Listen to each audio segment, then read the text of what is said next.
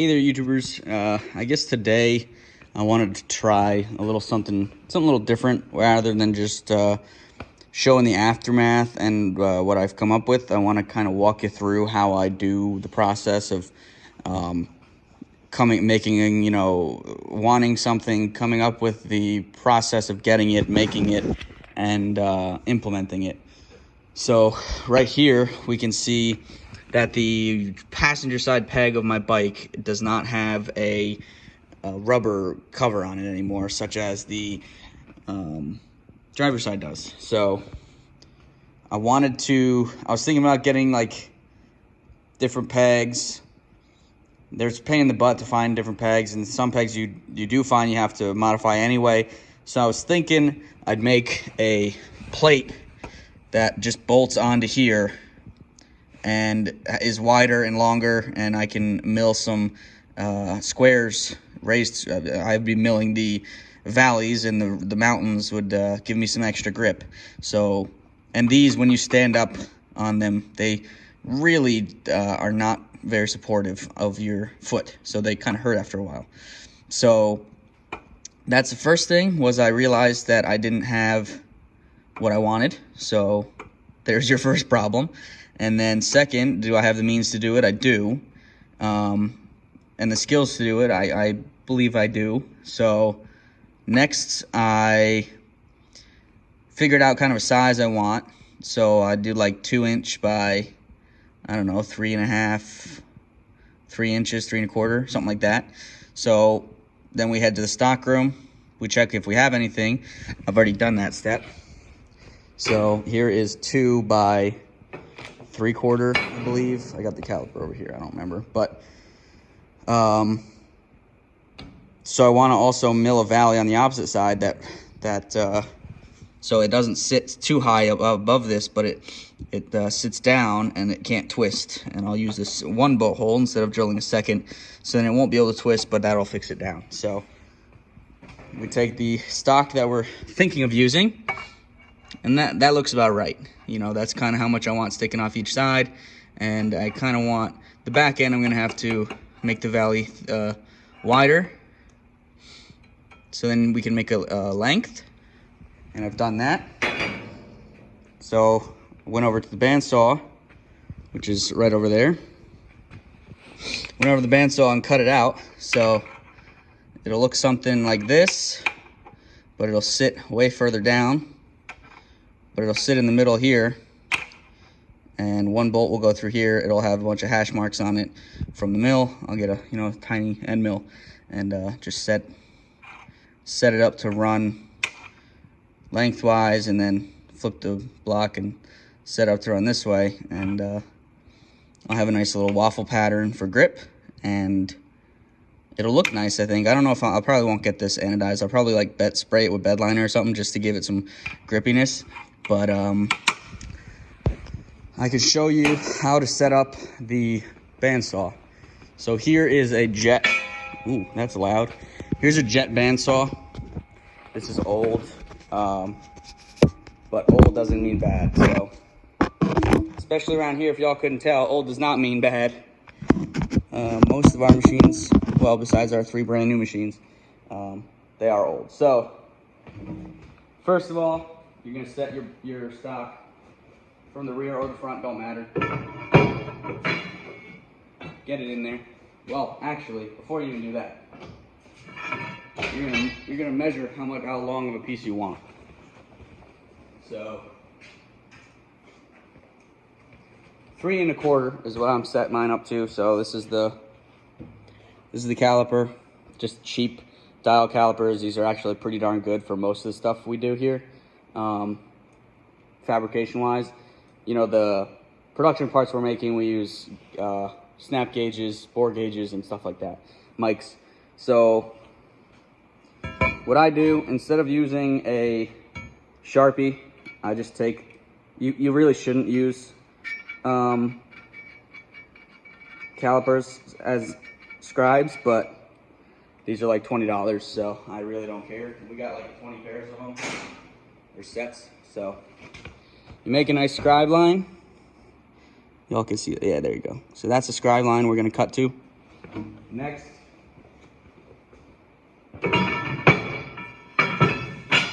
you throw it in there. I'll grab this. You throw it in here.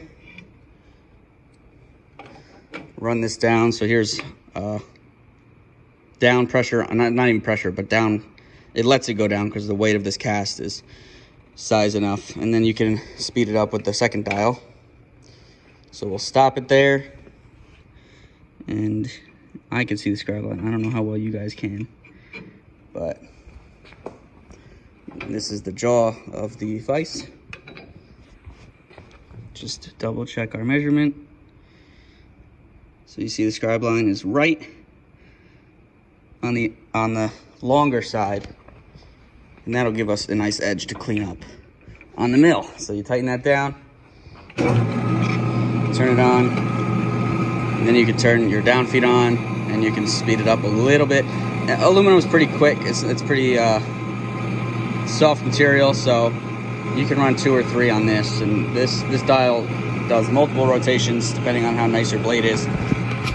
The coolant passages on this machine get clogged pretty easily and often, so you just gotta kind of give it a little boost and it'll push all that junk out. And I'll get back to you when I cut this, deburr it, and I'll be over on the mill next. All right, I lied. We're back at the belt sander, and this is just a cheap Kalamazoo. It's nothing special, 1-inch wide belt sander that we're gonna take the burr off really quick.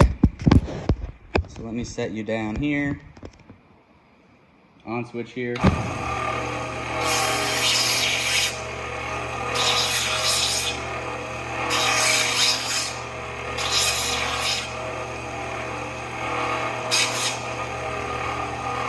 So that's one side deburred.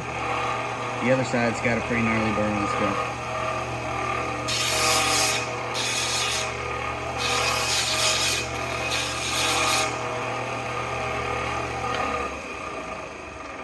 So the reason we deburr things is so that it sits better in our vices. That's the main thing. And second, obviously, so you don't cut yourself. But the Kurt vise we have up on the Bridgeport right now, it doesn't like burrs kicking in there. So we'll head over there now. All right, guys, now that we've got our stock cut and to size-ish, which is good enough by the bandsaw, now we're gonna go over some, you don't really have to make a blueprint, but some sort of drawing with numbers always helps, especially if you got a DRO. Math, I mean, I'm not great at it. That's why we have calculators, and they're great that they're on our phones now, but we've got some Staples cheapo calculators kicking around here that we use on the mills, and just to double check, especially with tenths, 10,000ths of an inch, the fourth place can get a little screwy when things matter. So let's just put it at that. But for this, calculators are just fine. But you're gonna want to make the measurements of what you're trying to make fit. So you want your numbers to be fairly close. So let's say I measured that peg over there, and it is, we'll make a square. That's the peg. There's a hole here, and it comes down. So it's 800.8 width.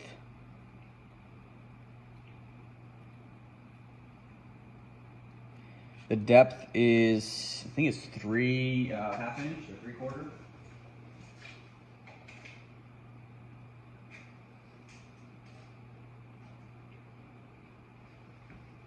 Yep, so it's 1/2 inch depth. So our valley that we want to make in here, our slot, you should say, will be centered. So we'll take, I mean, obviously you should do this with math, and I'm going to do it with an edge finder on the mill. But you're 2 inches, so 1/2 of that is 1.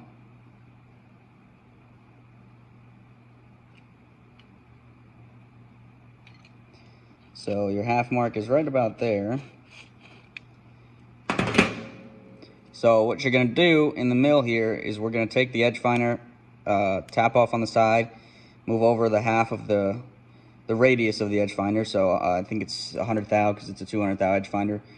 Then you're in the center of the spindle. Then you're gonna bring the spindle over an inch. Then you're in the center of the part. So then you take the diameter of your cutting tool and you measure from there. And we'll go, since it's 800 thou wide, we'll go 400 on each side, which will create an 800 thou slot. Easier ways to do this, that's how I do. Well, actually, that's probably the easiest way to do it. I doubt we have 800 thou cutters, so we'll probably use 3/4, maybe 1/2 inch, and just do the math from the side. So it's really simple. It's more like plotting. It's like a plotting game on the mill, basically. And speeds and feeds on a Bridgeport with aluminum and carbide cutters doesn't really, it's not super critical. You'll get a good surface finish every time. So the other side is wider. We're gonna have to, the side towards the bike is wider, so we're gonna have to make a wider slot and probably deeper in one side. And then it'll just have a step. You won't see it. It'll be on the inside. So that's fine by me. 1/2 inch. This is 3/4. So yeah, this is 3/4. So there'll be only a 1/4 inch left, holding these two like square wings together, with a valley in the middle, a slot in the middle. So that'll be fine. So you can draw your piece here. This is what we're making. And this is 2 inches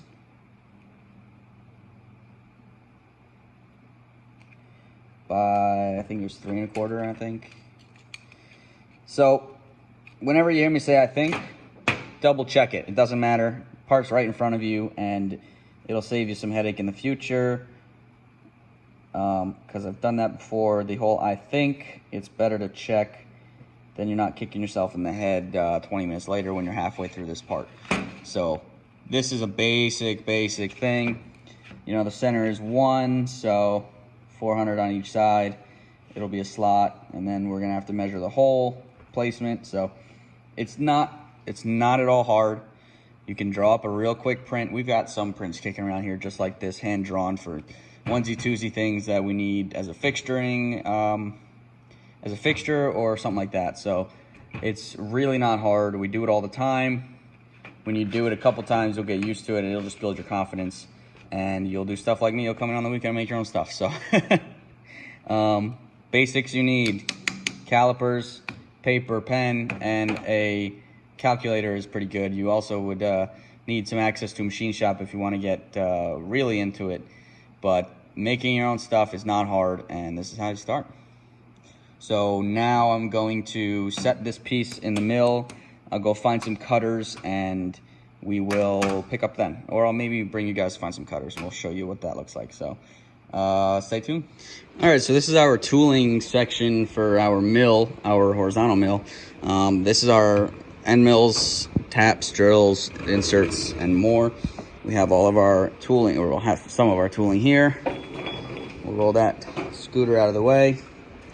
So our first operation is going to be milling that slot down the center. So it's an 800 thou slot. We don't have exactly 800 thou bits, or end mills, you should say. Do we have any 3/4? 3/4 750. That's close. 1/2 inch we could do. This is a pretty small lengthwise, which is good. We want to keep up close towards the spindle, not have a lot of side deflections. So like those back there are really long. That's for just deeper holes, which we don't need. I don't see any 3/4 in here. They're probably in the mill. We're running a huge piece right now. So there's this. This is high-speed steel, so it's all right, but that's not really what I'm looking for. I need carbide. Big old drills, we don't need those. We need end mills. Here's something. This is probably a 3/4 inch 3 flute. Yep, this is a 3/4. This is even better. This is more. So the stubbier, oh wow, all those ends are gone. That's gonna go in the scrap bin. The carbide scrap bin, I should say.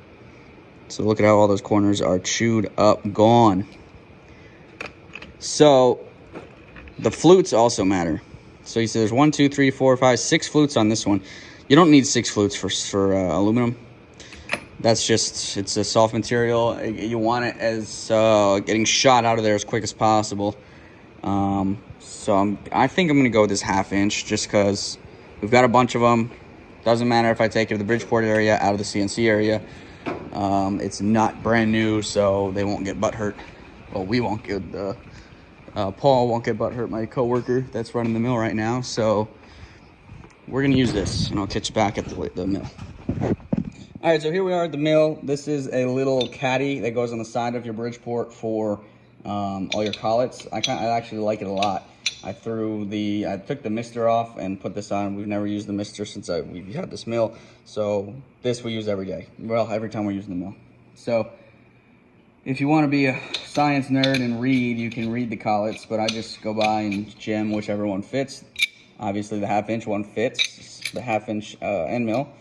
So it's pretty wallered out. This is one of the most used ones. So we'll put that aside. We're gonna need that. This we will need also. I'm gonna face that, the opposite side, the upward facing side that I'm gonna mill the nice slots into. I'm gonna face that off. So this is just a fly cutter, I guess you could call it. It's not really a fly cutter. It's more of just like a 2-inch cutter. So with a Bridgeport collet on it. That's probably all we're gonna need for now. Actually, no, we're gonna need the edge sensor, edge finder, I should say, collet, and that is the 3/8. So we'll take that one. Alrighty, I'll start getting us set up. All right, guys, another tool that everybody needs on a Bridgeport is a set of parallels. These are 1/8 by 5 inch. They are cheap Chinese. You can always tell by this wooden box that every Chinese company gives you with everything. And it goes full length, basically, full width of the Kurt vise. So this is our 6-inch Kurt vise or something like that. So these, I love Kurt vises. They're my favorite vise, just from preference and using them. They're very sturdy, very stout. They're pretty expensive though. I think we've got like 5 or 6 of them here, and a couple more in our other shop, but love them. They're very sturdy. I've never broken one, and we've wrenched on these suckers pretty hard. So what you're gonna want to do, grab one parallel, see, all right, is that how much I want my part sticking to the vise, and what's gonna stick above it? So you're gonna open your vise, and another thing you should get for your Kurts is a Gibraltar vise handle. They've got it's a piece of steel with the hex cut in it or a piece of aluminum that's got one in the center and one on the end, so you can go really quick. That's the only problem with these Kurts, is it takes forever to, I mean, yeah, you can sit here and do this, but who wants to do that? Almost there, guys. Oof. There we go. So you basically want to ask yourself, do you feel safe with that much sticking in the vise and that much sticking out of the vise? I'm going to say no. We're going to put one more, one size smaller. It's starting to feel better. You got way more of the part in the vise, less of it hanging out. Let's see what one smaller is. It's probably too small. It's pretty small sticking out, but I don't really need it to stick out besides find the edge. And theoretically, I can find the edge on the vise here because it's trammed in. I'm still gonna go with the one bigger. It's just easier to see, easier to machine, in my opinion. I like my parts sticking out a decent amount. I know it's not very stout or secure, so you basically just put your vise, your parallels in the vise. And if you want to do edge work, you're gonna have to stick it out one side. So I'm not doing edge work right now, although I should probably clean up the edges. I can do that later though. So you're just gonna put your part in there, clamp down pretty hard, and then you want to feel if your parallels can move. And these can move. So it's theoretically, this is not in the vise down flat. So what you're gonna do, I always take my vise handle off because it freaking smashes around. So what you're gonna do You're going to bring your table over. This is motorized, which I love. It's like the greatest add-on you can get. The only other motorized that we should get on this is the Z, so. But I use that all the time. Take a dead blow. These come with all of your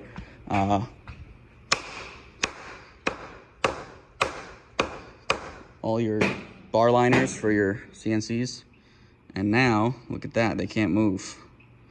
So after you smack it, you don't retighten it because it'll just move again. So now, gonna bring it back over more to the center. Just for the sake of, let's see if I can prop you guys up here. Just for the sake of, you can now change your collet.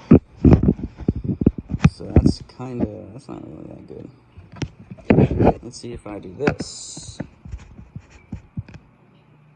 Yeah, that's pretty darn good, right? Y'all can see that. All right, so this is your spindle. And actually, I should show you up top because that's really where all the magic happens. So 90% of Bridgeport workers will leave a 3/4 inch wrench right here. Either here or up here, you know, one of these bolts. They'll leave a 3/4 inch wrench. And that is to change the collet. Let me wipe off this camera. It is dirty. There you go. Now you're not so smudgy. So this shaft up here spins. Is directly connected. It's the quill that pulls the collet in. So I'm in high speed mode right now, so it's really easy to move. If you're in low speed, it's pretty hard to move. So my little trick to getting it loose without putting it into low speed is just push it that way and then yank that way so that it will come out. And now that it's loose, you don't need the wrench. Put that back there. Loosen this by hand all the way until you can smack it down. Your collet and your cutter come out. Grab your new. Right now we're using 3/8 collet with the edge finder. So there is a slot down the one side, the key, so that your collet doesn't spin. So you have to find that, then it'll go all the way in. Spin it down.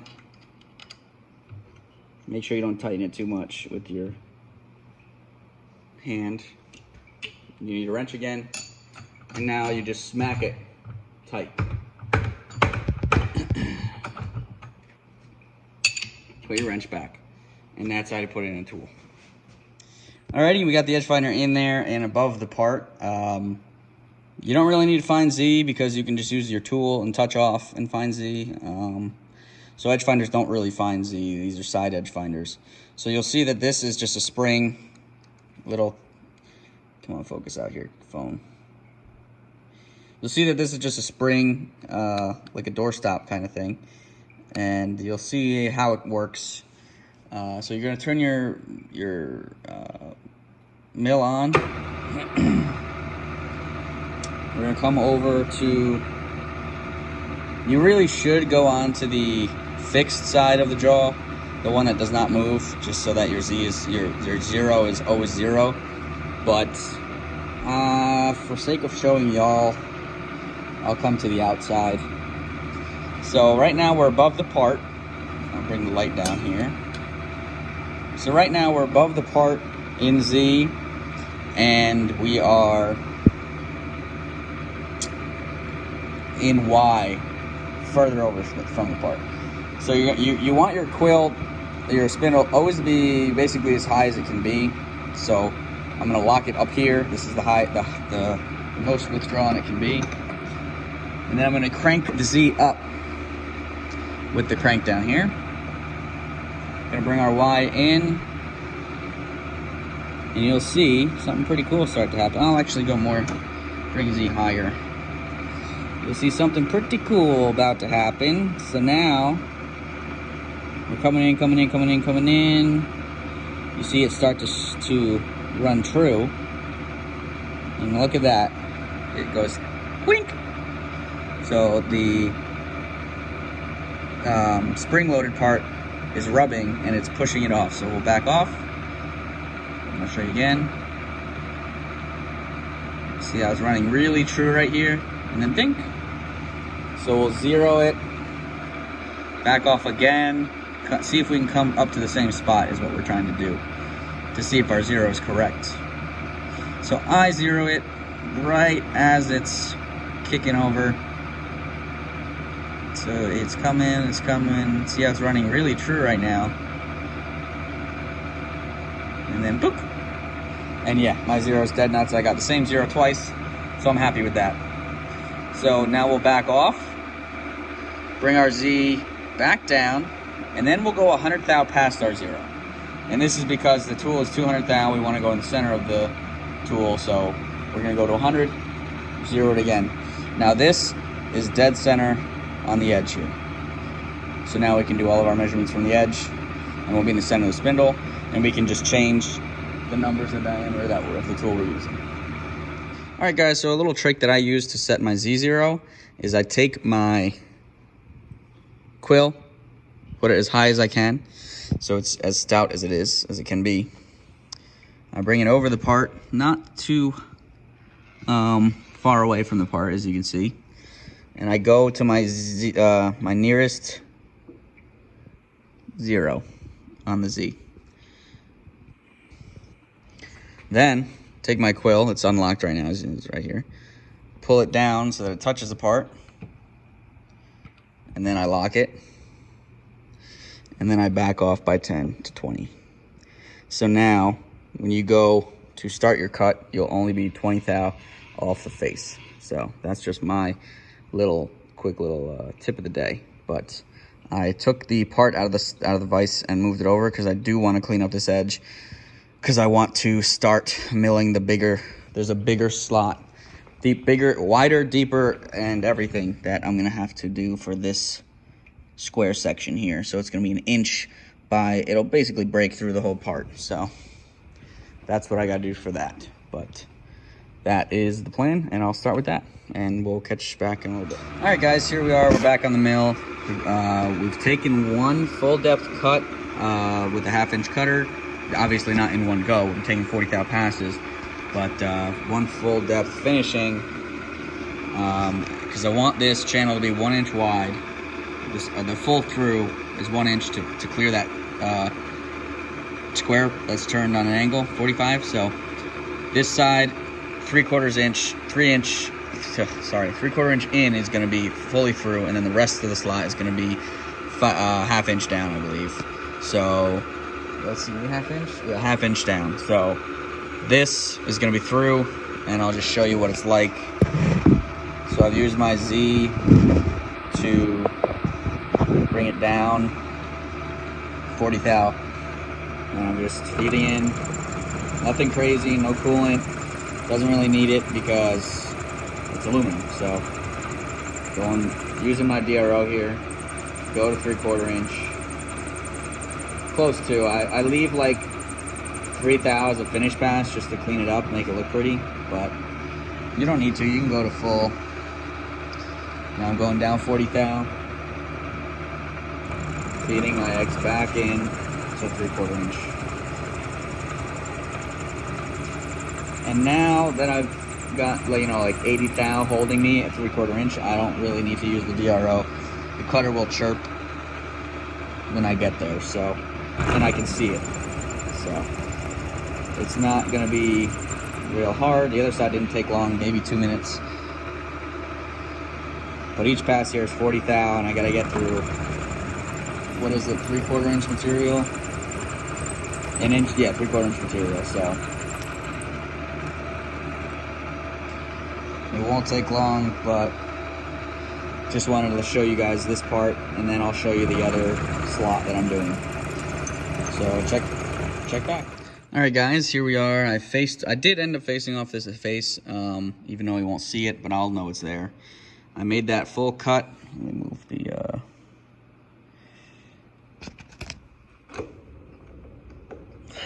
oops.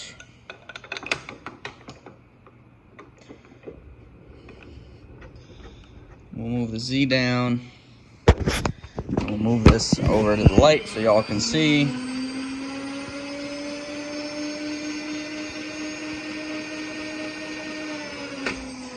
Bring this light up higher. And there we go. So I've got, the first thing I did was run a 5.5 inch slot down the center. And then I moved over 150 thou each side to get the 800 thou total. This should clear. So this side I'm done with. I can take this out and then I can go, I'll do it right now actually. Moment of truth, ladies and germs. How does my machinist skills hold up to my numbers skills? Oh, ooh, she's tight.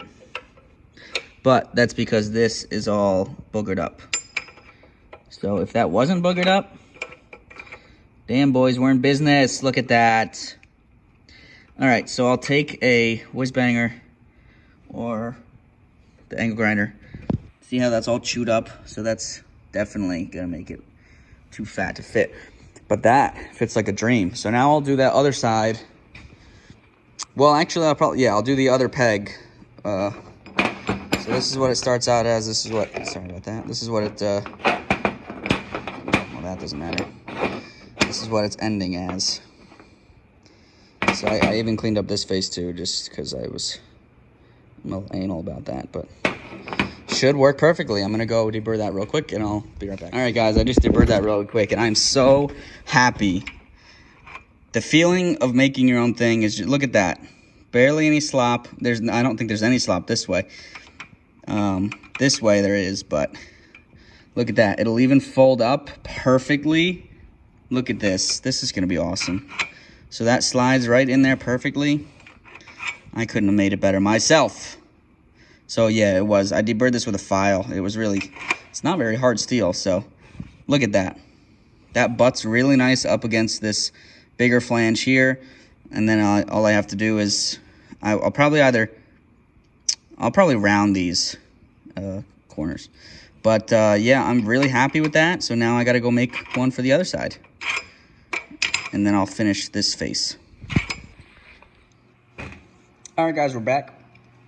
I just finished the second one, and I tested it on the bike. It fits perfect, much like numero uno. So now, next, we got to think about order of operation, which, I mean, theoretically you should think about in the beginning, which I kind of have.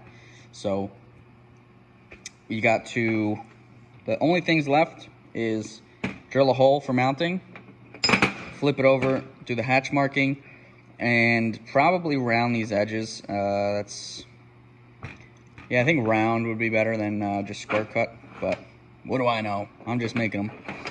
But a quick side note here, before we go do that, is deburring. So deburring is very important. It makes the project. If your part is not deburred, it seems like you don't know what you're doing and you don't care. So one of my main used deburring things is this Noga rotor deburr. It just spins here freely. It's a quick disconnect. You pull down on this and it pulls out. So very important about these. The first thing you should know is there are left and right-handed. Now most of you are probably right-handed, so it doesn't really matter, but I am left-handed. I was using this for years with right-handed inserts.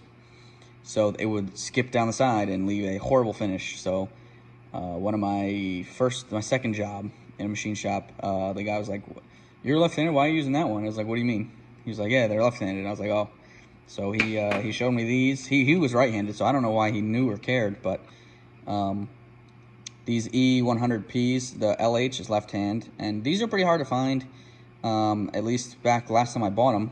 But I've been in the business for since I was a kid, really, and full-time. Once I started, it took like a year when I went full-time after high school, a couple years after high school, that I found out that I need left-handed. So I've went through a box and a half of these in a year in 2014. So that was probably 2015 when I found out. So 5 years I've gone through a box and a half. So it's really not that expensive either. They're tin coated, they last forever, especially on aluminum, which is mostly what I deburr. And if not, I have a little pin file that I use to deburr, which is another good thing. So to deburr correctly, what I do is I do 3 passes. I do a 45 right in the corner there. It's first pass. Second pass, I do really high towards the end and almost flush with that wall. That's the second pass. And then third pass, I will do really low in this dog leg closest to this face. So now it is nice 3 bevels basically molded to 1, and you get a really nice deburr. And it's good for going in corners. And you can almost basically not cut yourself. It's pretty hard to cut yourself with this, and it's very quick. And look at that, now you can't shave with it. So that's an important thing to do. You can go around everything and deburr it. It makes your life easier, and especially in the vices, they don't like burrs on edges. But I'll deburr these, and I'll probably just flip these over, and I will start the hatch mark. I'll go find a tool, and we'll start that. All right, guys, we're back. We're running the second one right now. Look at this. That's just awesome. So I probably should have gone not as deep so that these valleys weren't as sharp. The peaks of the mountains here weren't as sharp. But it's going to be one hell of a grippy peg, because I'm going to go from this side and go across and make it a waffle pattern. So these will literally be very, very, very pointy spikes. So I'm very happy with how it's turned out. And then I have to clean this edge up. I'm going to chamfer the edge. But so it's all math right now. Just figuring out how far to go, which way. And of course my downfeed, my Z, I have to figure that out too. So this is all just numbers, and you just on the DRO. So my first cut is 244.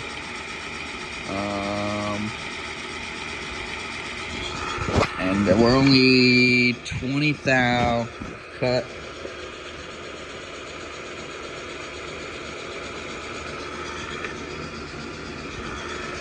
So I'll show you. Got my feed over here. You push the whatever way you want the table to go, that's the way that it'll face. So we're taking 20 thou cuts. Not terrible. We're going real slow. I've only got one of these 2-flute chamfer mills, so, and it's a center cutter, so we're good there. But I'll check back with you when I do the other side.